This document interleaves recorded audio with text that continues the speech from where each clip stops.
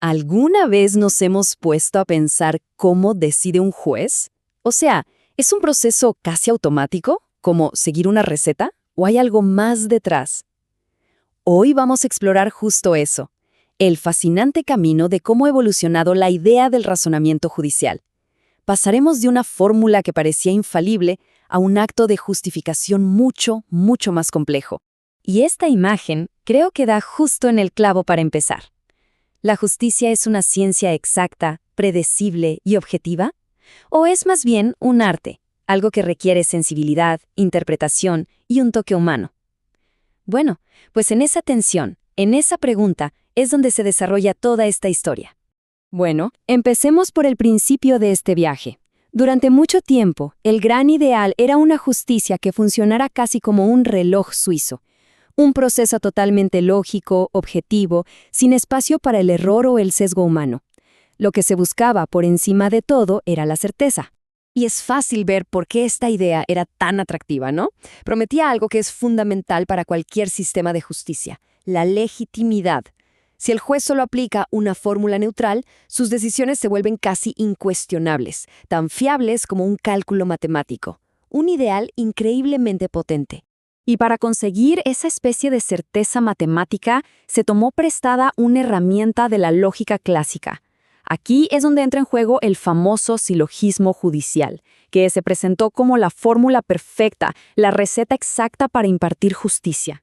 Miren, la estructura es de una simpleza elegante.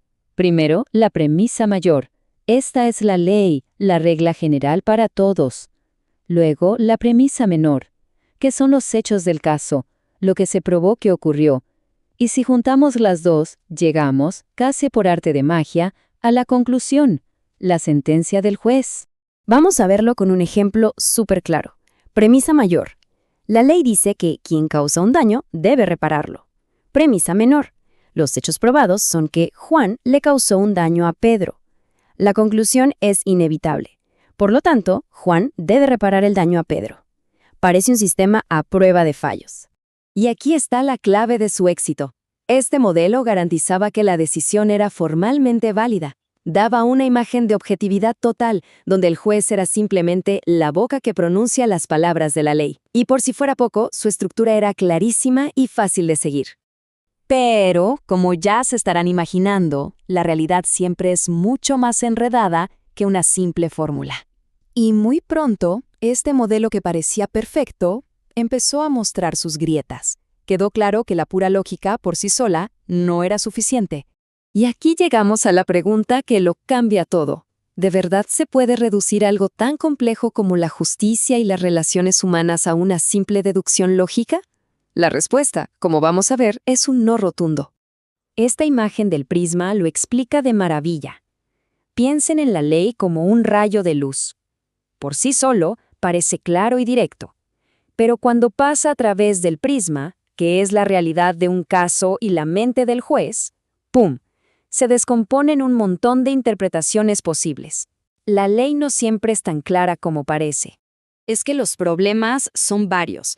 Para empezar, antes de aplicar la fórmula, el juez ya tuvo que decidir qué ley usar, y eso ya es una elección.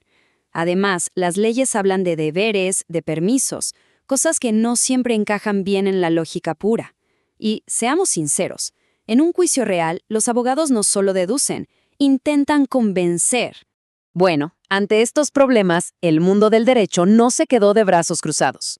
Empezaron a surgir nuevas formas de pensar, nuevas teorías que buscaban una manera más completa y sobre todo más realista de entender cómo piensa y decide un juez.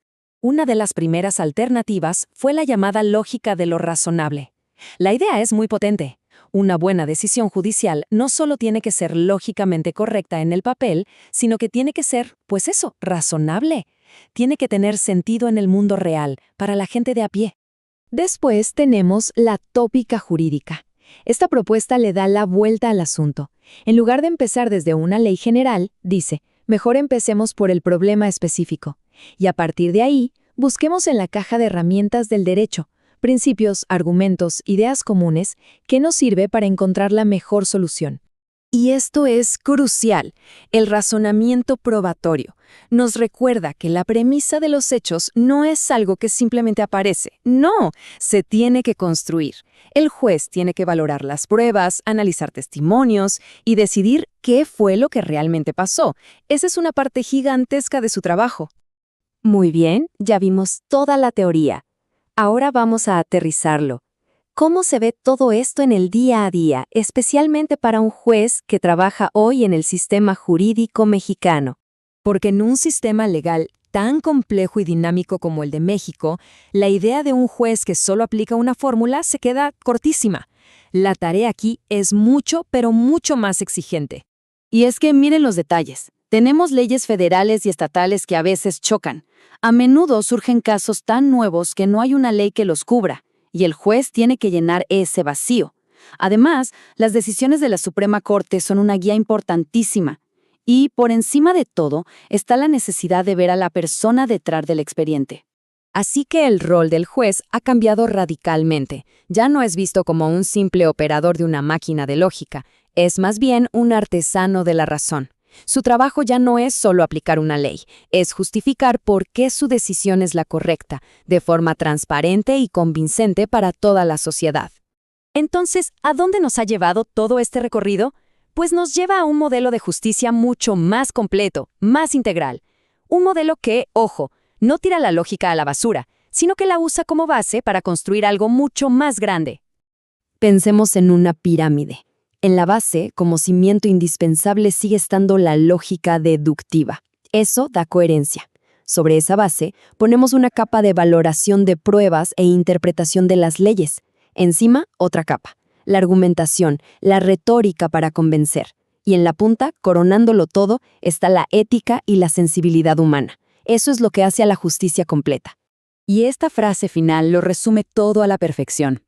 La lógica es el cimiento. Es fundamental, pero es solo el inicio. El objetivo final es construir sobre ella una justicia que no solo sea legal, sino que también sea razonable, que esté bien argumentada y, sobre todo, que sea profundamente humana.